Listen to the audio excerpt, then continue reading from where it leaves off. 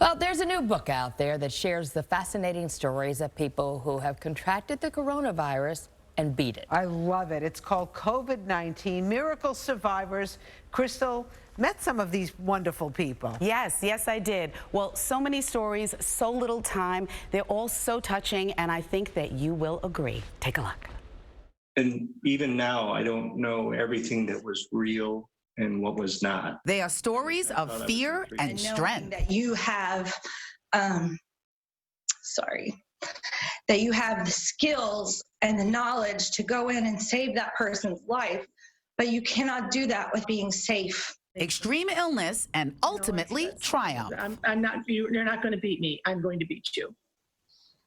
And I'm going to. Stories told through the eyes of the people who live them. Stories found in COVID-19 Miracle Survivors, a book that was the brainchild of sisters Renee Stiegel and Rhonda Aycock. I thought it was a great idea to do something to bring encouragement and hope in a really dark time. Through Facebook, they reached out asking people to tell their stories, and the response was overwhelming. The people that contacted us, their stories in the book are just tremendous. One of them is Mark Campbell. I initially told my story because I wanted people to know, look, if it can happen to me and I was this professional athlete, man, it could happen to anybody. My wife was driving me to go to the hospital and I was struggling to breathe. I mean, it was like gasping, like hard to breathe in and out, right? So at that point, I didn't have a choice but to go to the hospital. He contracted the virus in March and spoke about his recovery at the White House in April.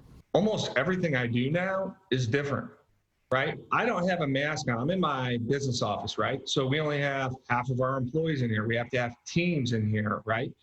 I don't have a mask on when I'm talking to you. The truth is, when I get off of this, I'm going to put a mask on in here. People they're leaving reviews, but they're also messaging us on our Facebook page. And what we're hearing is, we had no idea it was so bad.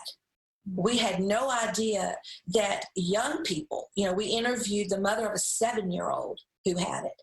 And then, of course, we interviewed Joe Esposito and his wife, Chris. And Joe's 96-year-old mother in a nursing home got it. But Rose Esposito is one tough cookie, kicking COVID in less than a week. We're not allowed to visit, so they called me up and they said, your mom has tested positive for corona. Now, this is like after just 2 or 3 days. And I told them, I want her on the chloroquine. I want her on the chloroquine. No, they didn't want to give it. It's not tested. I said, she's 96 years old. What have I got to lose? So I actually forced him to put it on it. And within a couple of days, it was gone. Joe's wife, Christine, caught the virus and is still feeling the residual effects. Just to get out of bed, to go into the bathroom or change a location, we had to take the oxygen. We had to take the oxygen. And I had to physically walk her like an invalid to wherever we had to go. And that lasted for over just about 2 weeks. But we put her on a Z-Pack, anti-nausea medicine, a lot of different meds. After losing his job as the New York City OEM commissioner, Esposito had time to nurse Christine back to health. God really, I think he got me fired. No, he managed my emergency. I love it. I don't know how I would have been able to do both things if I was still at work. So God knows what he's doing. Yeah, he was here for me. When your wife says, I hope I make it to my birthday,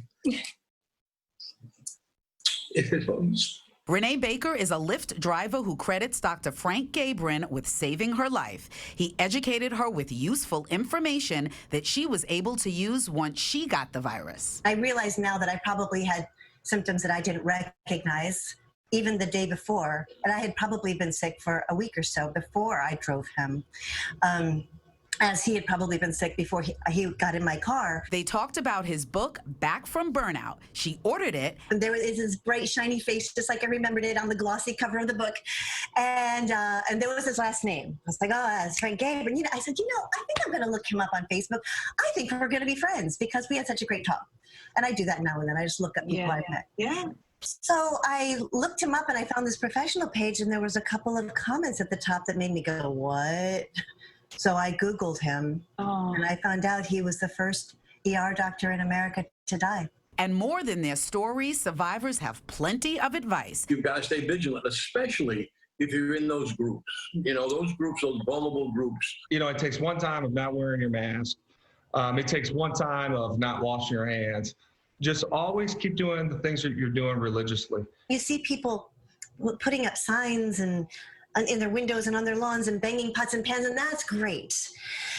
But there is a more tangible way that we can show our gratitude to our healthcare workers, and that is to take the utmost self-care of ourselves so that we can take care of those people around us and keep the numbers in the hospitals low. I thought I was a very compassionate person before this. But when we sat and interviewed and heard these stories, we would cry. You know, if there were two people we were interviewing, one, all of us would sit on Zoom and we cried together from what they had been through. And we rejoiced over how they overcame. Well, if you'd like to buy the book, you can do so on Amazon.com, and all of the proceeds are being donated to charity. Roseanne and Lori, back to you. Beautiful. And Thank you. I know the Espositos, they're a terrific family. I'm so happy that they're well. Yeah, such a sweet couple. Yeah. Yeah. All right. Thanks, Crystal.